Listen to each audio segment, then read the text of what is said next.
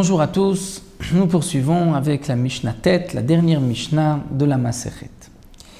La Mishnah va nous expliquer comment on sonne le shofar Rosh Hashanah.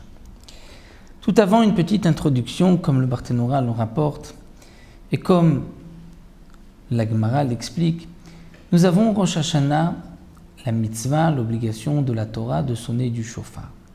Que signifie sonner du shofar? Quels sont les sons qu'on doit faire sortir du shofar, qu'on doit écouter pour accomplir la mitzvah?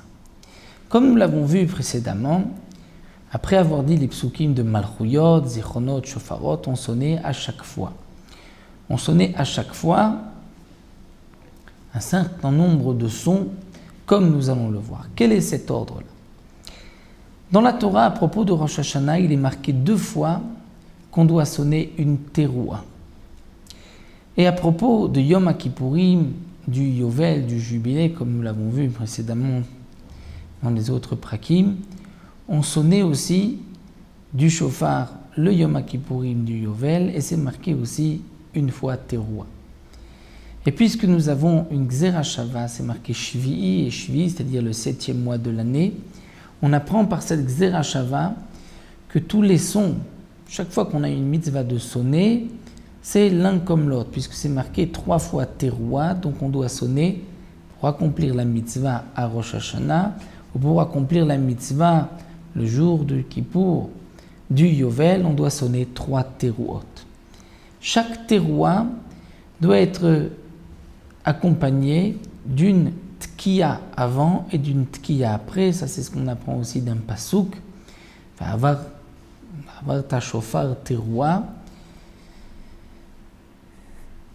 C'est un son qui est continu avant la teroua, et ensuite un autre son, ta'aviru shofar. Donc shofar, c'est le son continu, une tkiya.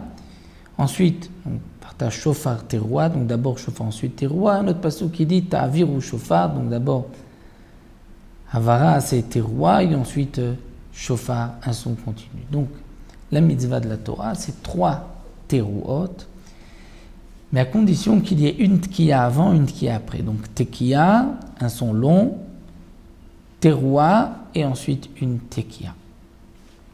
Ainsi, 3 fois, c'est la mitzvah. Donc on pourrait compter 9 sons.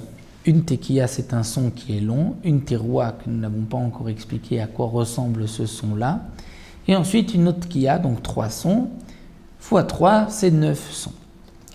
Seulement, nous avons un doute. Que signifie une teroua? La Gemara rapporte plusieurs avis, d'après certains. C'est ce qu'on appelle shvarim, c'est-à-dire un son entrecoupé, tout, qui représente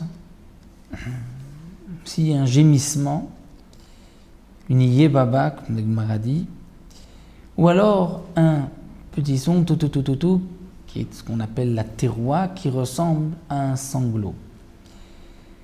Donc, puisqu'on ne sait pas si la teroua signifie un shvarim, des petits sons longs, 3, tout, ou c'est tout, donc on va, pour accomplir la mitzvah de la Torah, pour être sûr, on va faire 3 terouot de chaque.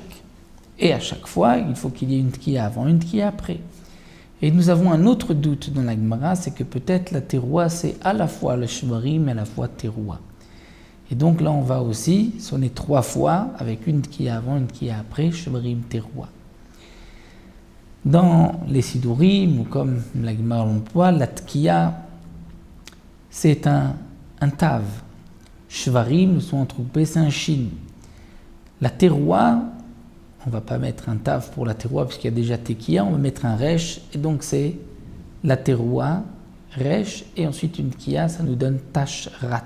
Tkiya, shvarim, teroua, tkiya. Lorsque on sonne juste shvarim, c'est tkiya, shvarim, tkiya, tashat, et lorsque c'est une teroua, tkiya, teroua, tkiya, tarat. Et donc on doit sonner 3 fois tashrat, 3 fois Tachat, 3 fois Tarat, pour ainsi être sûr d'avoir accompli la mitzvah qui n'est en vérité que de sonner 3 teruot, mais à chaque fois accompagné d'une tkiya avant, une tkiya après. Ce groupe de 3 fois Tashrat, Tachat, Tarat forme en vérité 30 sons, puisque Tashrat c'est 4 sons, Tachat 3, Tarat 3, ça nous donne 10 sons, et fois 3, donc c'est les 30 sons, c'est les Shloshim Kolot. Pour accomplir la mitzvah de la Torah, pour sortir de tous les doutes, on doit dire, donc, on doit sonner, on doit écouter les 30 Kolot, les 30 coups. Maintenant, dans la Mishnah, Seder Tekiyot, voici l'ordre de la Tkiya, Shalosh, 3 fois, c'est-à-dire une fois pour Malchuyot, une fois pour Zechon, une fois pour Shofarot, Shel Shalosh Shalosh, 2 à chaque fois 3, c'est-à-dire de 3 Tkiya, 3 Tkiya pour chaque fois. Shiur Tkiya, combien est la longueur de la Tkiya? Ke Shalosh Teruot, comme l'équivalent de 3 Teruot. C'est-à-dire qu'il faut allonger le son de la Tkiya comme 3 Teruot. Shiur Teruah, et une Teruah c'est quoi? C'est Ke Shalosh Yebabot, comme 3 Yebabot, c'est-à-dire petit son. Ça c'est le shiur de la Tkiya et de la Teruah. La Mishnah nous enseigne Taka Barishona. Un homme a sonné un son, une Tkiya longue. Il avait, on va dire, sonné Tkiya, ensuite une Teruah, ensuite Tkiya. Il devait sonner une autre Tkiya, Teruah, Tkiya. Et il a allongé une longue Tkiya qui allait lui servir pour la Tkiya précédente et la Tkiya d'après. Au Machar Beshnak Shnaim, il a allongé la deuxième Tkiya, Kishtaim, comme 2 Tkiyot. Eh bien non, En Beyado et Lachat, il n'en a qu'une seule. On ne peut pas considérer qu'il est entrecoupé et que ça lui serve de 2 Tkiyot. Mishe Berar Varkak Nitman Lo Shofar, un autre din, celui qui a fait la Beracha, c'est-à-dire, il a dit les Berachot de la Tfila de Moussaf, il n'avait pas de Shofar, et ensuite il a reçu un Shofar, on lui a apporté un Shofar, alors Toké Omeri avait Toké Shalosh Pamim, il sonnera Tkiya 3 fois, et comme nous l'avons expliqué, puisque la 3 il y a un doute, donc c'est en vérité 3 fois les 3 teruot, 3 sortes de teruot, shvarim, teruot, ou bien tous les 2 shvarim, teruot.